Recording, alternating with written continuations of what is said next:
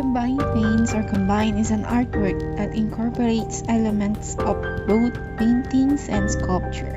Items attached to the paintings might include three-dimensional everyday objects such as clothing or furniture, as well as printed matter including photographs or newspaper clippings.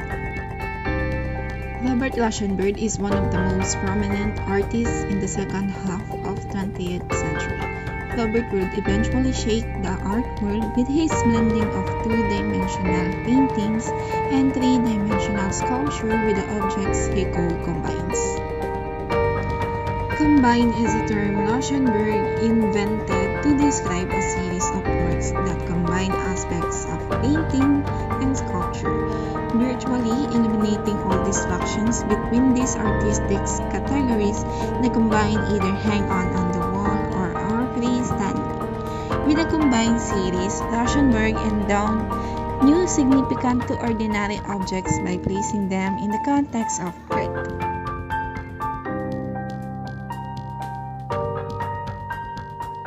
I couldn't understand the instructions that I was getting. And so I just went out on the streets. It got too embarrassing after a point because all the other people in the class, they weren't doing very interesting work. They were doing Picassos and Legers and Matisses, but in different colors. And that didn't interest me. Rauschenberg really dismantled the tradition of painting and introduction so many new ways of making work that would then become relevant to subsequent generation of artists. Robert Rauschenberg worked in a wide range of mediums, including paintings, sculptures, and prints, photography, and performance. Over the span of 6 decades, he emerged on the American art scenes at the time that abstract expressionism was dominant.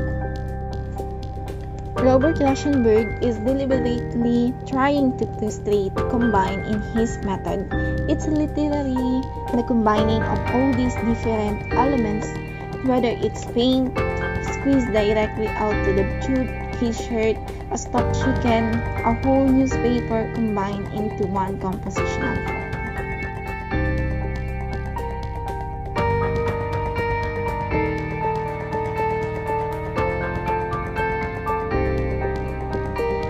Each of the 5 works in Robert Rauschenberg white paintings consists of a different numbers of modular panels. There are 1, 2, 3, 4, and 7 panels iterations that have been painted completely white. In each case, Rauschenberg's primary aim was to create a painting that looked untouched by human hands, as though it had simply arrived in the world fully formed and absolutely pure. Considered shocking and even characterized as a cheap swindle when they were first exhibited publicly in 1953. The white paintings have gradually secured a place in the art history as important precursor of minimalism and conceptualism. Among the most radical aspects of the series is that these works were conceived as remarkable.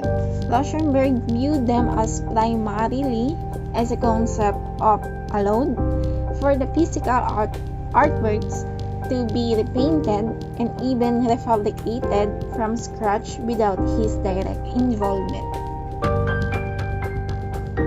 Robert Rauschenberg once referred to the works as a craft, saying that if one were sensitive enough to the subtle changes on their surfaces, one could tell what time it was and what the weather was like outside. Ultimately, the power of the white paintings lies in the shift in attention they require from the viewers, asking us to slow down, watch closely over the time, and inspect their mute-painted surfaces for a subtle shift in colors, lights, and textures.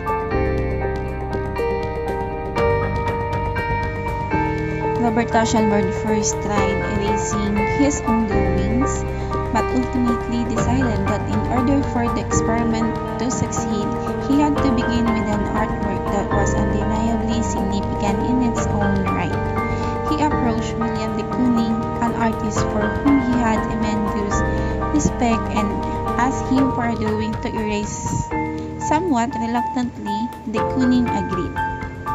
When he decided to erase the work of an artist he admittedly idolized, because de Kooning used erasure heavily in his own drawings, it is possible that some traces made visible through his technology were actually erased by him as a part of the original drawing. Before it entered Rauschenberg's hands, however, the resulting image reveals a field of marks that is far from a finished drawing or even a focused study. Instead, we see de Kooning at work in process, thinking with his pencil and charcoal. Multiple figures fill the sheet, oriented in two directions. The female figure at the lower left is likely related to the woman series with which de Kooning was deeply involved from 1950 to 1955. The sight of this approximation of de Kooning drawing ultimately does not transform our understanding of Rauschenberg's finished artwork. The power of erased de Kooning drawing derives from the allure of the unseen and from the enigmatic nature of Rauschenberg's decision to erase de Kooning. Was it an act of homage, provocation, humor, patricide, distraction, or as Rauschenberg once suggested, celebration? Erased de Kooning drawing eludes easy answer. Its mysterious beginning, leaving it open to a range of present and future interpretations.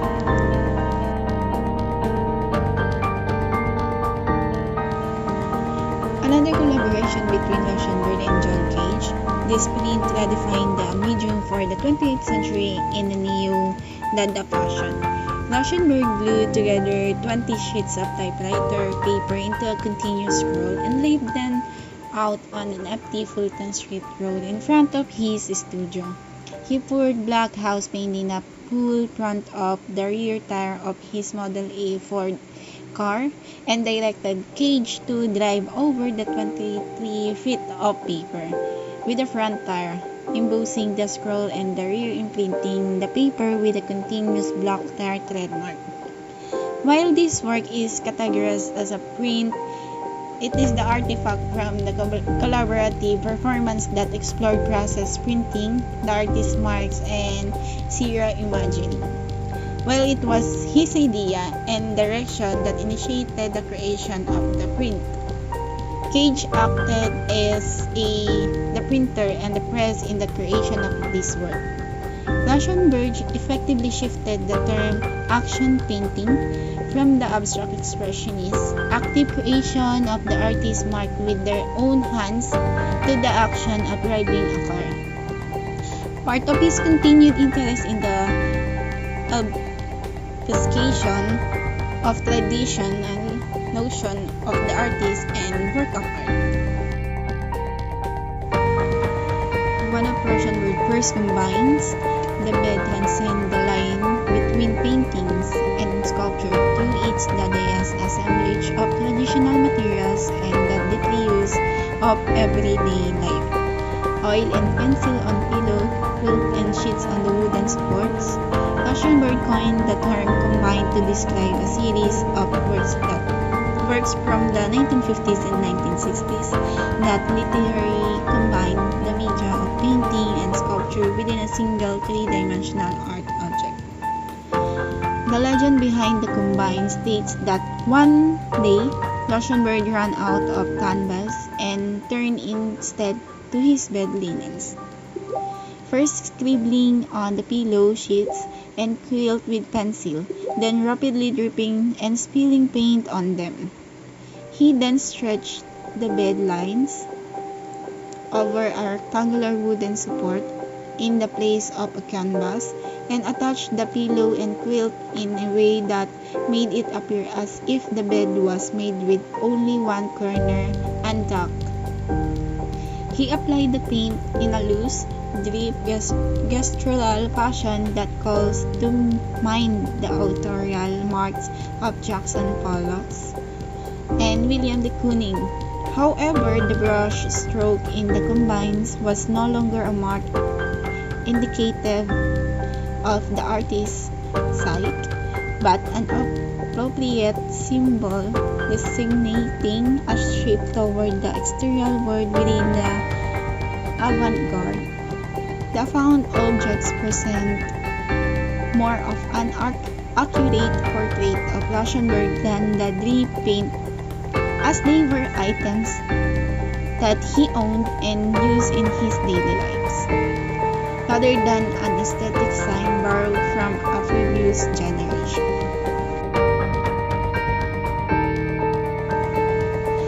One of Rauschenberg's most famous works, Monogram pushed the art world buttons by the further merging paintings and sculpture as the combined moved from the wall to the pedestal. While he began the traditional materials, an abstract painting executed in oil on stretched canvas, he abandoned tradition by adding an assemblage of found objects on top of the painting to create a canonical three-dimensional combined painting. Rauschenberg often acquired materials for his artwork on his meanderings about New York City, allowing chances encounter with found objects to indicate his artistic output, and Monogram was no exception.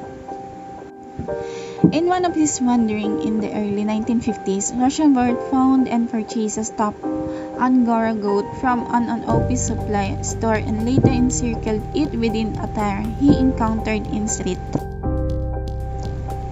He applied to the goat's snout in gestural brush stroke that quoted abstract expressionism. On the top of the canvas, Rauschenberg surrounded the goat with a pasture of hereditary tools strewn about its hooves, including a tennis ball, a wooden plank, and several found and reproduced images. Similar to his early combined bed, Monogram is a work that engaged the viewer on multiple levels as they looked at, down, and around the interwoven elements of the work, all vying for the viewer's attentions at once. However, despite many varied interpretations, Rauschenberg refused to hint at any predetermined meaning of the different symbols within the work, instead allowing viewers to create their own associations between the objects and image. Despite Rauschenberg's insistence against a specific meaning of the work, often critics interpret the tar-ringed goat as a symbol of the artist's sexuality, as well as his role within the world, trampling over tradition with his own artistic monogram. Oil-painted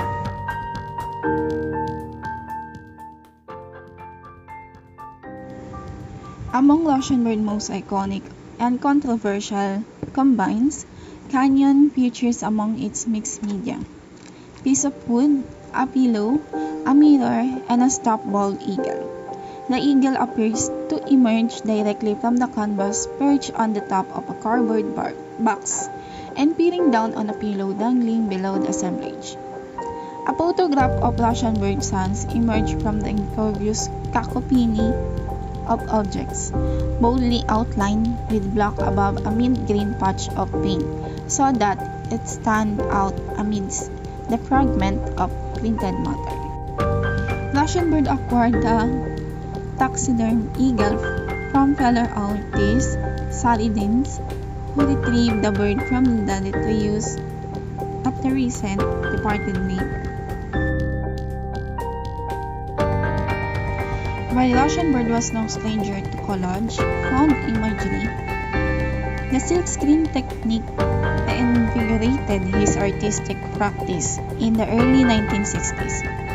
After Andy Warhol introduced him to the photo silkscreen techniques, Rauschenberg created a series of silkscreen paintings that allowed for an open-ended association of meaning through his appropriation and arrangement of mass media imagery. In Skyway, Rauschenberg wanted to communicate the frenetic pace of American culture encapsulated in the early half of the decade, particularly as represented on television and in magazines. He stated, "I was bombarded with television sets and magazines by the excess of the world. I thought an honest work should incorporate all of these elements." He created the work in the year following the assassination of John F. Kennedy. Kennedy was a potent symbol for the change, even though he was struck down on halfway through his first term as president. The image of Kennedy appears twice in the upper half of the painting, surrounded by images that illustrate the ideas of American progress in the second half of the 20th century, including as astronaut, the bald eagle, and a large mechanical crane surrounded by a demolished building.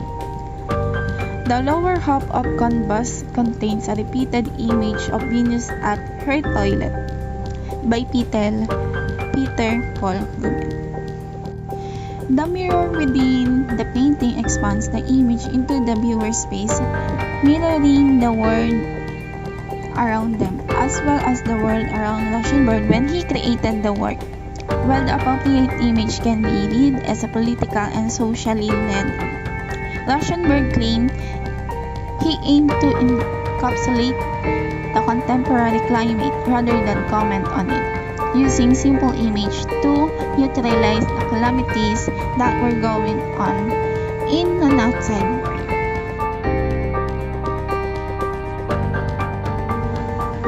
Immediately after the turmoil of 1960s had come to a close, Rauschenberg created this collage summarizing the upheaval of the decade, where the lower left corner anchored the piece with an exhilaration and optimism of the 1969 moon landing embodied in the image of an astronaut, Buzz Aldrin.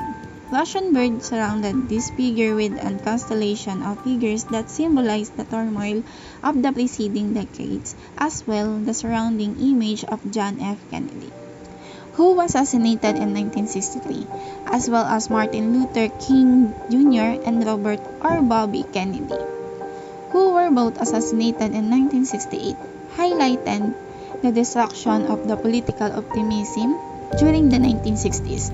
The image of Janis Joplin, a fellow native of Fort Arthur, Texas, at the top right emphasized the loss of young talent in the music industry as rock stars partied themselves to death.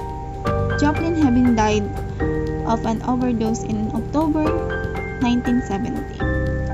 Right before Rauschenberg created the print, other image surrounding the astronaut portray urban violence, the Vietnam War, and a peace vigil, all description of the tumult of 1960s.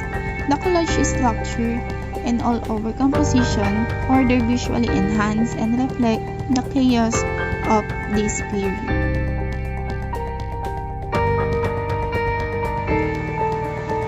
Minutia come out of a set of collaborations among Merce Cunningham, the choreographer, John Cage, the composer, and Rauschenberg, and it's one of many in these years. Cunningham and Cage together had pioneered ideas of chance and indeterminacy in making works of art. The idea that you could create two works independently and then put them together, and something would come out of the chance associations produced. And that's the way that Minutia was designed. Cunningham choreographed a piece, Cage created a score, both independently. And then Cunningham asked Rauschenberg also to create something independently. But he didn't want the work that Rauschenberg created just sit there on the stage as backdrop. He wanted something that dancer could use, a work he said that his dancer could move to.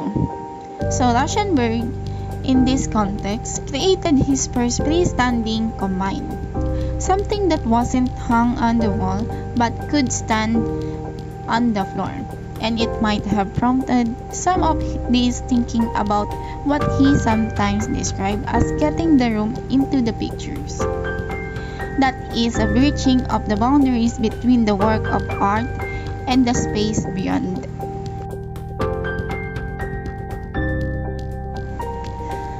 The artwork Untitled 1954 by Robert Rauschenberg. The material used in this artwork are the combination of oil, paper, fabric, newspaper, newsprint, and printed reproductions on canvas with woods, stained glass, and electric lights.